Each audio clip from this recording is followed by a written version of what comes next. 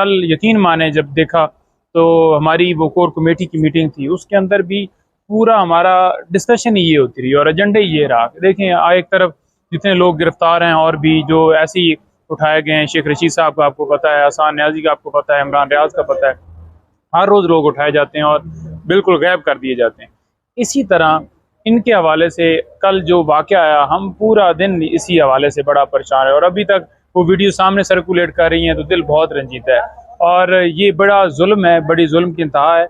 रियासत का काम होता है कि अपने शहरियों के बुनियादी हकूक़, उनकी प्रोटेक्शन करना, जान और माल की हिफाजत करना, उनको इंसाफ मुहैया करना, उनको प्रोटेक्शन देना कानून के मुताबिक।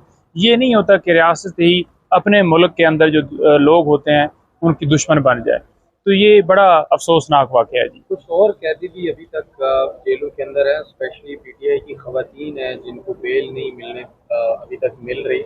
आपके ख्याल में सबसे बड़ी रुकावट उनमें क्या है, और कौन ऐसा बंदा है जिसको उनसे इतना ज़ाती अनाद है कि खवातीन के कोई कसूर ना होने के बावजूद एंटी टेररिज्म एक्ट के तहत मुकदमा दर्ज करके उनको अंदर रखा गया है? उनकी भी फैमिलीज हैं और इसी तरह उनके भी बच्चे हैं।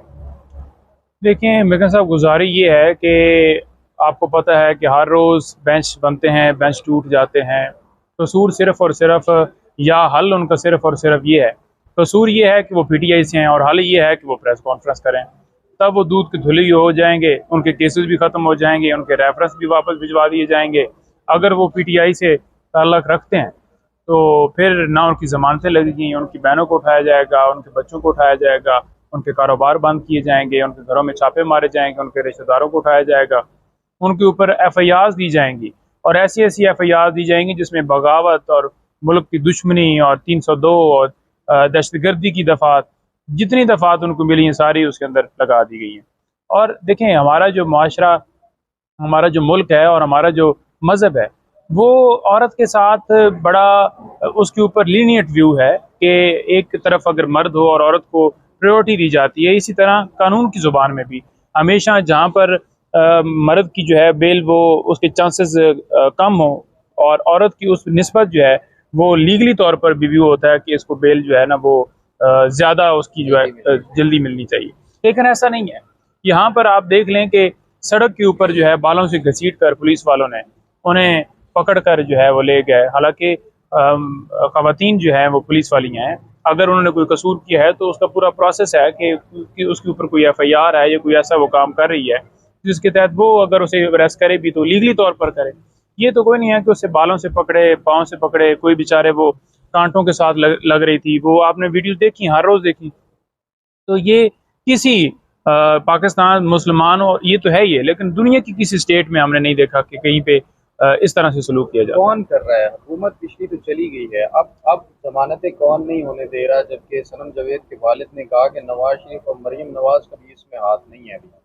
देखें, अगर उनका हाथ नहीं है तो राना सनाउल्लाह साहब क्यों फिर प्रेस कॉन्फ्रेंस करते हैं कि इमरान खान साहब को साइफर केस के अंदर इतनी सज़ा होगी। अगर उनका हाथ नहीं है तो अता तारड़ साहब क्यों उधर जो बंदे का मर्डर होता है क्वेटा में, तो अगले घंटे के बाद वो कहते हैं कि 302 का जो पर्चा है वो इमरान खान साहब के ऊपर होगा। अगर उनका रोल नहीं है तो अता तारड़ फिर क्या लेने आते हैं तोशाखाना की समात के अंदर? उनका रोल नहीं है। तो ये जो सारी कार्रवाइयाँ की गई और कहा जाता है कि इमरान खान को हम गिरफ्तार करेंगे, हर बंदे ने बोला, राना सनाउल्लाह ने बोला, उसकी पार्टी पीएमएल के जितने आपने लीडर्स देखे, हर एक बंदे ने बात की। तो वो क्यों कर रहे हैं? रोल उनका है, वो इससे भाग नहीं सकते। और जो वर्कर्स हैं जो जैसे गिरफ्तार किया गया, उनका ही रोल है, किसी और का रोल नहीं है।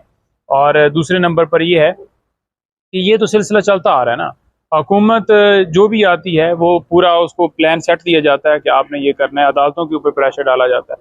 कभी धरना जो है वो सुप्रीम कोर्ट के सामने लेके आ जाते हैं, कभी वो किसी चौक में खड़े होकर जो है वो प्रोटेस्ट इस तरह से करते हैं। सिर्फ पाकिस्तान तहरीक इंसाफ के झंडे पे भी पाबंदी है। कोर्ट जा रहे हैं खवातीन की रिहाई के लिए, पीटीआई की जो खवातीन है उनकी रिहाई के लिए? देखिए, सुप्रीम कोर्ट बिल्कुल गए हुए हैं और इसमें दोबारा हम पुश भी करेंगे। कल हमारी इस हवाले से मीटिंग भी हुई कि हम चीफ साहब से ये सारे मुतालबात रखेंगे कि एक तो 90 डेज़ के अंदर इलेक्शन करवाए जाएँ। ख़वातीन के साथ जो किया जा रहा है, जो बूढ़े बच्चे और बेगुनाह लोग कैद हैं, सियासी तौर पर कैद हैं, और सिर्फ बैन पीटीआई पे लगाया जा रहा है, इसके ऊपर जो है वो उन्हें ऑर्डर्स पास करने चाहिए और अपने अहकामात को, ऑर्डर्स को इम्प्लीमेंट करवाने चाहिए। जो इम्प्लीमेंटेशन है वो ज़्यादा इस वक्त ज़रूरी है।